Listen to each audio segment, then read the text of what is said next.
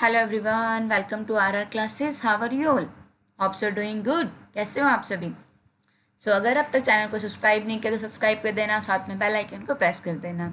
मैं रीटा रुखा, मैं आपके साथ यहाँ पर इस चैनल के ऊपर क्लास +1 +2 बीकॉम एमकॉम का कुछ पार्ट और पोस्ट NTA नेट की प्रिपरेशन करवाने वाली हूँ आप लोगों को। अगर आपने अब तक मुझे फॉलो नहीं किया तो मैं अनअकैडमी प्लस के ऊपर भी एडुकेटर हूँ, आप मुझे वहाँ पर भी फॉलो कर सकते हैं। तो स्टार्ट करते हैं। बेसिकली आप लोगों ने अब तक ऑर्गेनाइजिंग का मीनिंग बहुत अच्छे से कवर कर लिया है। लास्ट लेक्चर के अंदर मैंने आपको बताया था ऑर्गेनाइजिंग कौन सा फंक्शन होता है मैनेजमेंट का। Organising is the second function of management. पहला क्या होता था?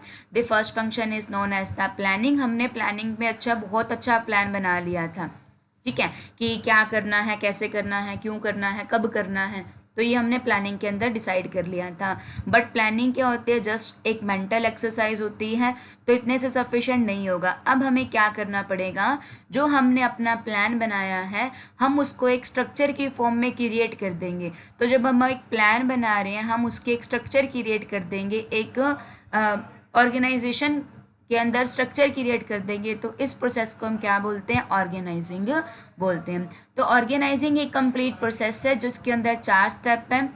ओके, तो इसके अंदर 4 स्टेप हैं। क्या स्टेप होंगे आगे हमको पता चलेगा कि ये कौन कौन से 4 स्टेप होते हैं। ओके, जब आप लोग ये पूरा वीडियो कवर कर लें तो प्लीज़ मुझे यहाँ पे जाके आंसर दीजिएगा कवर करने के बाद में कि अकाउंटेबिलिटी कौन से वाले स्टेप के अंदर क्रिएट की जाती है। अकाउंटेबिलिटी कौन से वाले ऑर्गेनाइजिंग के कौन से वाले स्टेप में कवर की जाती है? कमेंट बॉक्स में आंसर लिख के बताइएगा। After the completing all the picture, accountability होती क्या है, कौन से स्टेप में क्रिएट की जाती है। चलो स्टार्ट करते हैं। ऑर्गेनाइजिंग की प्रोसेस टीम वर्क के ऊपर बेस्ड होता है। ओके, तो ऑर्गेनाइजिंग की प्रोसेस क्या होती है? ऑर्गेनाइजिंग की प्रोसेस के अंदर 4 स्टेप आते हैं। पहला क्या होता है? Identification and division of work. Second क्या होता है? डिपार्टमेंटलाइजेशन। थर्ड क्या होता है? Assignment of duties. The fourth one is the establishing reporting relationship. So पहला स्टेप क्या है? Identification and division of work. देखिए, एक ऑर्गेनाइजेशन क्या होती है जिसके अंदर बहुत सारी एक्टिविटीज को क्या किया जाता है? इंक्लूड किया जाता है। पहले जितनी भी एक्टिविटीज़ हम लोगों ने करनी है उन एक्टिविटीज़ को क्या किया जाएगा? आइडेंटिफाई किया जाएगा।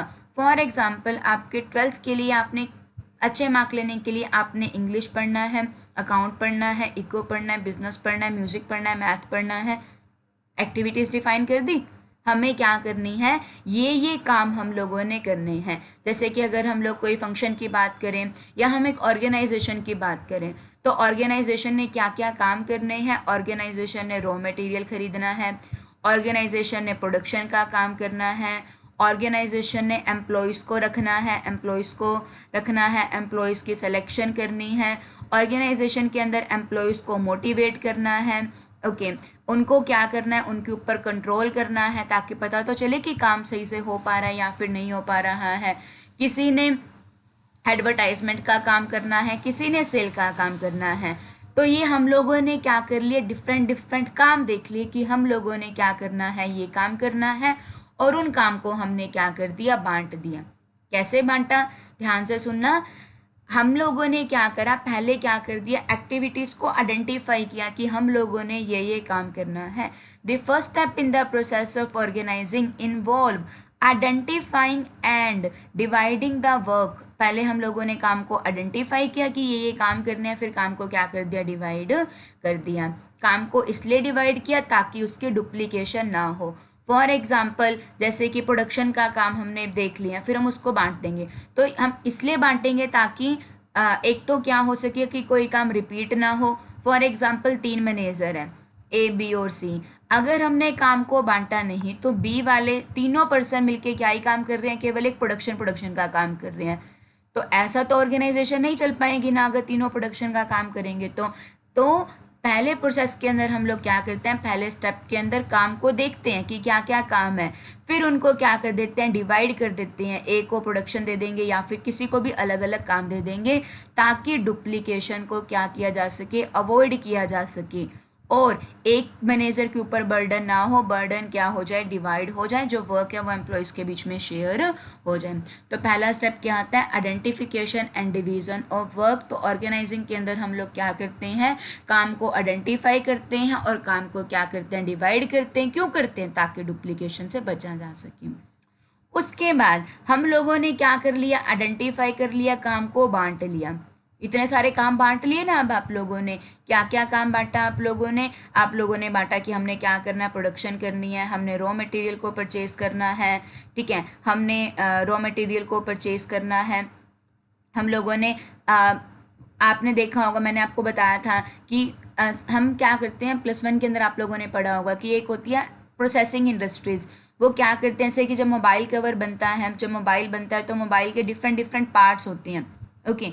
तो उसको इकट्ठा किया जाता है, असेंबल किया जाता है और फिर उसको एक मोबाइल सेटअप में लगा दिया जाता है। लाइक उसकी बैटरी होती है वो अलग होती है। तो जो परचेज़ का काम होगा वो परचेज़ आप रॉ मटेरियल की भी परचेज़ कर सकते हो, वो परचेज़ आप सेमी फिनिश की भी परचेज़ कर सकते हो। मतलब कि जो आधे जैसे बैटरी होती है वो अपने तरफ से पूरी बनी हुई होती है लेकिन मोबाइल के अंदर डलनी बाकी होती है, तो आप लोग उसकी भी परचेज़ कर सकते हो। रॉ मटेरियल की परचेज़ करना, सेमी फिनिश गुड्स की परचेज़ करना हो गया, सेल का काम हो गया, एडवर्टाइजमेंट का काम हो गया, एम्प्लॉयज़ को मोटिवेट करने का काम हो गया, एम्प्लॉयज़ को सेलेक्ट करने का काम हो गया। तो हमने ये अलग अलग एक्टिविटीज़ बांट ली। अब जो एक्टिविटीज सिमिलर नेचर की होंगी, जैसे कि ये प्रोडक्शन वाला काम है, ये किसको दे दिया जाएगा, प्रोडक्शन डिपार्टमेंट को बांट दिया जाएगा। रॉ मटेरियल को खरीदना, सेमी फिनिश प्रोडक्ट को खरीदना एक ही है। आप ये वाला काम, ये वाला कौन से डिपार्टमेंट को बांट दिया जाएगा, परचेज डिपार्टमेंट को बांट दिया जाएगा। सेल्स का काम करना है, एडवर्टाइजमेंट का काम करना है, इस काम को किस में बांट दिया जाएगा, सेल डिपार्टमेंट को दे दिया जाएगा। एम्प्लॉय से रिलेटेड जितना भी काम होगा, एम्प्लॉयज़ को सेलेक्ट करना और देखना, ठीक है, तो ये किसको दे दिया जाएगा, एम्प्लॉय HRM डिपार्टमेंट को दे दिया जाएगा। तो हम लोगों ने यहाँ पर क्या करना है, जो एक्टिविटीज़ क्या है, सिमिलर नेचर की हैं, जो एक्टिविटीज सिमिलर नेचर की हैं, जैसे कि रॉ मटेरियल को खरीदना या सेमी फिनिश गुड्स को खरीदना, मुद्दा तो खरीदने से है, तो उसको परचेज डिपार्टमेंट को दे दिया जाएगा। सेल वाला है, सेल डिपार्टमेंट को दे दिया जाएगा।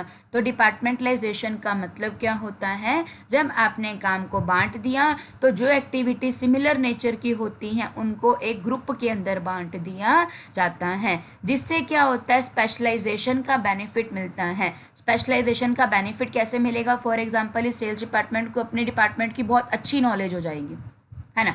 तो इससे क्या मिलता है, स्पेशलाइजेशन का बेनिफिट मिलता है। और आपको ये भी पता है कि स्पेशलाइजेशन का बेनिफिट कौन से प्रिंसिपल से मिलता है, हेनरी फ्योल के, याद है ना, हेनरी फ्योल के कौन से प्रिंसिपल से स्पेशलाइजेशन का बेनिफिट मिलता है, डिवीजन ऑफ वर्क से। काम को बांट देंगे, जो पर्सन जिसके अंदर एफिशिएंट होगा उसको वो काम दे देंगे, जिससे स्पेशलाइजेशन का बेनिफिट मिलेगा। अब ये प्रोडक्शन का काम करें तो ये प्रोडक्शन में स्पेशलाइज है ना। तो जब हम लोग क्या करते हैं, एक्टिविटीज़ को स्मॉल स्मॉल पार्ट्स के अंदर बांट देते हैं, जो एक्टिविटी सिमिलर नेचर की होती है उनको ग्रुप में बांट देते हैं। तो जो ग्रुपिंग प्रोसेस होती है उसको हम लोग क्या नाम बोलते हैं, डिपार्टमेंटलाइजेशन का नेम बोलते हैं। जो आप लोग यहाँ पे डिपार्टमेंट्स क्रिएट करोगे, वो डिपार्टमेंट आप लोग अलग अलग बेस के ऊपर क्रिएट कर सकते हो। लाइक जैसे अभी जो मैंने बांटा था वो किस बेस पे था, फंक्शंस के बेस पे था, सेल डिपार्टमेंट, परचेज डिपार्टमेंट। आप लोग उसको एरिया के बेस पे बांट सकते हो, लाइक नॉर्थ डिवीज़न अलग दे दी जाएगी, साउथ डिवीज़न अलग दे दी जाएगी, वेस्ट डिवीज़न अलग दे दी जाएगी, है ना। हम लोग जैसे कि एक बहुत बड़ी कंपनी है, रिलायंस कंपनी है, उसका हर जगह पे चलता है काम, तो उसके लिए नॉर्थ डिवीज़न का एक अलग हेड बना दिया जाएगा, साउथ डिवीज़न का एक अलग हेड बना दिया जाएगा, ईस्ट डिवीज़न का अलग और वेस्ट डिवीज़न का अलग अलग हेड बना दिया जाएगा। फंक्शन के बेस के ऊपर आप लोगों ने अभी बांटा, परचेज डिपार्टमेंट, सेल डिपार्टमेंट। आप लोग प्रोडक्ट के बेसिस के ऊपर भी बांट सकते हो। लाइक एक जैसे कि रिलायंस कंपनी के एग्जांपल लें, वो बहुत सारे काम करती है, ओके। उसके ऑटोमोबाइल का काम भी होता है, उसका व्हीकल का भी काम होता है, ओके, और टेलीकम्युनिकेशन की भी लाइन में ये काम करती है। तो एक कंपनी जब बहुत सारे काम करेगी तो उसको अलग अलग एरिया काम के बेस के ऊपर भी क्या कर दिया जाता है, बांट दिया जाता है, ओके। तो जो ग्रुपिंग प्रोसेस होती है उसको हम क्या बोलते हैं, डिपार्टमेंटलाइजेशन बोलते हैं। सो बेसिकली आप लोगों को अब तक ऑर्गेनाइजिंग के प्रोसेस के अंदर काम को आइडेंटिफाई करना क्लियर हो गया, बांटना क्लियर हो गया। बांटने के बाद क्या करना है, जो एक्टिविटीज सिमिलर नेचर की हैं उनको एक डिपार्टमेंट में क्रिएट कर देना है। डिपार्टमेंट के बेसिस क्या होंगे, फंक्शन के बेस पे कर सकते हो, एरिया के बेस पे बांट सकते हो, प्रोडक्ट के बेस के ऊपर बांट सकते हो। फॉर एग्जांपल देखो, जैसे कि ये हम लोगों ने क्या करा, एक्टिविटीज़ को ढूंढा। ये वाला जो प्रोसेस है ना, यहाँ पे हम लोगों ने क्या किया, एक्टिविटीज़ को ढूंढा और उनको आइडेंटिफाई किया। आइडेंटिफिकेशन ऑफ एक्टिविटीज़ और डिवीज़न ऑफ एक्टिविटीज़, हम लोगों ने एक्टिविटीज़ को बांट दिया। लाइक हमें मार्केट रिसर्च करना है, मार्केट प्लानिंग करनी है, सेल्स को संभालना है, सेल्स एडमिनिस्ट्रेशन करना है। यहाँ पे उन्होंने डिज़ाइन प्रिपेयर करना है, इंजीनियरिंग करनी है, पैकिंग कैसे करनी है, क्वालिटी को कंट्रोल करना है, प्रोडक्शन प्लानिंग करनी है, प्रोडक्शन इंजीनियरिंग करनी है, परचेज करना है, टूल करने हैं, फाइनेंस को संभालना है, कॉस्ट अकाउंटिंग करनी है, जनरल अकाउंटिंग करनी है, बजट प्रिपेयर करने हैं। इसके अंदर हम लोगों ने क्या किया, काम को आइडेंटिफाई कर दिया। ये सारा हमने काम को क्या कर दिया, आइडेंटिफाई कर दिया। अब जो फाइनेंस से रिलेटेड सारा काम था उसको किसको दे दिया, फाइनेंस डिपार्टमेंट को दे दिया। प्रोडक्शन से जितना भी काम रिलेटेड था वो प्रोडक्शन डिपार्टमेंट को दे दिया। इंजीनियरिंग वाला जितना भी काम था वो इंजीनियरिंग डिपार्टमेंट को दे दिया। मार्केटिंग वाला जितना काम था वो मार्केटिंग डिपार्टमेंट को दे दिया। तो यहाँ पर हम लोगों ने डिवीज़न ऑफ वर्क किया और इस वाले स्टेप के अंदर हम लोगों ने क्या किया, डिपार्टमेंटलाइजेशन किया, डिपार्टमेंटलाइजेशन कर दिया। अकाउंटेबिलिटी याद है ना, बताना है क्या होती है अकाउंटेबिलिटी। सो देखते हैं कहाँ पे मिलता है आपको ये आंसर। और हम प्रोडक्ट के बेस के ऊपर भी डिवीज़न कर सकते हैं, ठीक है, एरियाज़ के बेस पे भी डिवीज़न कर सकते हैं। So this is called the departmentalisation. So पहला स्टेप क्या था, division of work, identification of work. Second हमने डिपार्टमेंटलाइजेशन क्रिएट कर लिया सिमिलर बेसिस के ऊपर। थर्ड आता है, अब देखो, परचेज डिपार्टमेंट बना के रख दिया, सेल डिपार्टमेंट बना के रख दिया, कॉमर्स डिपार्टमेंट बना के रख दिया, आर्ट डिपार्टमेंट बना के रख दिया, साइंस डिपार्टमेंट बना के रख दिया। अब हर किसी को वो काम तो दोगे ना, जैसे कि जो पर्सन परचेज डिपार्टमेंट के लिए अच्छा होगा उसको परचेज डिपार्टमेंट का काम दे दिया जाएगा, जो पर्सन सेल के अंदर अच्छा होगा उसको सेल डिपार्टमेंट का काम दे दिया जाएगा। मतलब यहाँ पर हम क्या करेंगे, ड्यूटीज़ को क्या करेंगे, असाइन करेंगे। It is necessary to define the work of the different job position and accordingly allocate work to various people। जब आप लोगों ने एक बारी क्या कर दिया, डिपार्टमेंट्स को क्रिएट कर दिया, डिपार्टमेंट को बना दिया, तो उसके बाद आप लोग क्या करोगे, हर पर्सन को उसका काम दे दोगे, उसको उसकी ड्यूटीज़ दे दोगे। ओके तो जब आप लोग किसी को उसकी ड्यूटी दोगे कि आप लाइक आपने इकोनॉमिक्स पढ़ाना है, आपने बिजनेस पढ़ाना है, आपने अकाउंट्स पढ़ाना है, आपने इंग्लिश पढ़ानी है, तो जब आप लोग ड्यूटीज़ असाइन कर रहे हो या आपने परचेज डिपार्टमेंट संभालना है, सेल्स डिपार्टमेंट संभालना है, तो क्या ध्यान में रखोगे कि पर्सन की स्किल्स क्या है, पर्सन की क्वालिटीज़ क्या है, कम्पिटेंसीज क्या है, उसके बेस के ऊपर पर्सन को क्या कर दोगे, ड्यूटीज़ असाइन कर दोगे। ओके तो हम लोगों ने ड्यूटीज़ असाइन कर दी, जो अभी हमने डिफरेंट पोजीशंस बनाई थी वहाँ पे अलग अलग लोगों को बता दिया कि आपका ये काम है, आपका ये काम है। ओके जब आप लोग वर्क को असाइन करोगे तो इस हिसाब से असाइन करना कि जो पर्सन जिस काम के लिए फिट है उसको वही काम दिया जाए। ड्यूटीज़ असाइन कर दी। अब देखो ड्यूटीज़ असाइन करने के बाद हम लोग क्या करेंगे, लास्ट स्टेप हमारा एस्टेब्लिशिंग रिपोर्टिंग रिलेशनशिप। हम ये बताएंगे कि कौन किसको रिपोर्ट करेगा। फॉर एग्जाम्पल आप लोगों ने देखा होगा अपने स्कूल्स के अंदर, जैसे कि टीचर होते हैं वो क्या करते हैं, अपने कोऑर्डिनेटर को रिपोर्ट करते हैं। कोऑर्डिनेटर क्या करते हैं, वाइस प्रिंसिपल को रिपोर्ट देते हैं, वाइस प्रिंसिपल फिर क्या करते हैं, प्रिंसिपल्स को रिपोर्ट देते हैं। तो यही सिस्टम चलता है ना।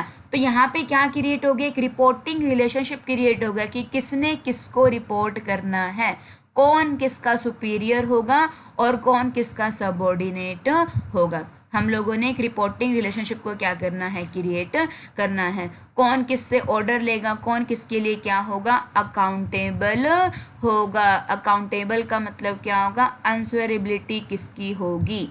ठीक है, जैसे कि अगर आप लोगों ने टॉप लेवल मिडिल लेवल बहुत अच्छे से पढ़ा है आप लोगों ने लेवल ऑफ मैनेजमेंट, तो टॉप लेवल मैनेजमेंट होती है, मिडिल लेवल मैनेजमेंट होती है, लोअर लेवल मैनेजमेंट होती है।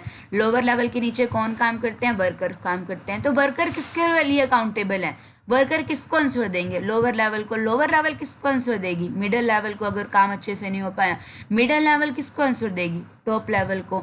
तो अकाउंटेबल का मतलब क्या होता है, आंसरेबिलिटी क्रिएट करना, कि पता तो लगे कि कौन किसने क्या काम किया है, कौन किसका सुपीरियर है और कौन किसका सबऑर्डिनेट है, ताकि एक अच्छे से स्ट्रक्चर को क्रिएट किया जा सके। ठीक है, तो यहाँ पे ये बताया जाएगा बेसिकली कि कौन किसका सुपीरियर है, कौन किसका सबऑर्डिनेट है। एक स्ट्रक्चर क्रिएट कर दी जाएगी कि कौन किससे ऑर्डर लेगा, कौन किसको आंसर देगा, है ना। तो ये क्या होता है, एस्टेब्लिशिंग रिपोर्टिंग रिलेशनशिप होता है। सो बेसिकली आपको ऑर्गेनाइजिंग की प्रोसेस क्लियर हो गया होगा। आइडेंटिफाई एक्टिविटीज़ को आइडेंटिफाई करना, ग्रुप में बांटना, ड्यूटीज़ को असाइन करना और रिपोर्टिंग रिलेशनशिप क्रिएट करना, कौन किसका सुपीरियर है, कौन किसका सबऑर्डिनेट है, कौन किसको ऑर्डर देगा, कौन किसके लिए आंसरेबल होगा, है ना, कौन किसको आंसर करेगा।